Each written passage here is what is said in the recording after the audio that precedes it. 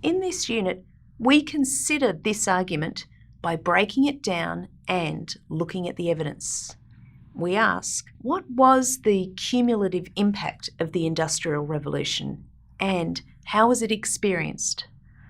Was the experience the same for everyone, or did it differ based on class, gender, racial identity, and geographic location?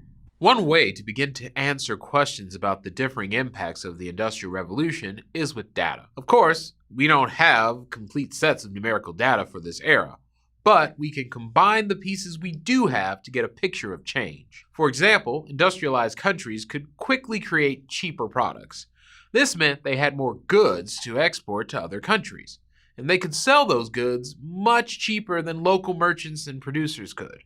In this chart of exported goods, we see how exports from Britain rose dramatically as it industrialized.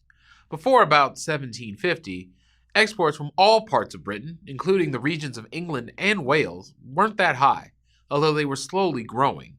Then, in 1750, as Britain industrialized, exports suddenly skyrocketed. We can contrast that with Spain, the Netherlands, and France, which by 1800 hadn't really industrialized. These countries didn't see a big growth in exports. We can also look at the dramatic decrease in the percentage of people working as farmers, around 1800. This drop occurred in several European countries, including Britain and others that industrialized after it. This chart shows the percentage of people employed as farmers dropping quickly in Britain, around 1750, when their Industrial Revolution began. We can see the same change happening a little later in the Netherlands, Italy, and France as they industrialized. The change happened even later in Poland, which industrialized last among these countries. About 12% of Poland's people still work as farmers today. Finally, we can also see industrialization by looking at the growth of CO2 emissions from 1750 forward. These emissions came mostly from factories and other industrial sources. As we can see, emissions rose first in Western and Central Europe, especially in Britain. But it started slowly.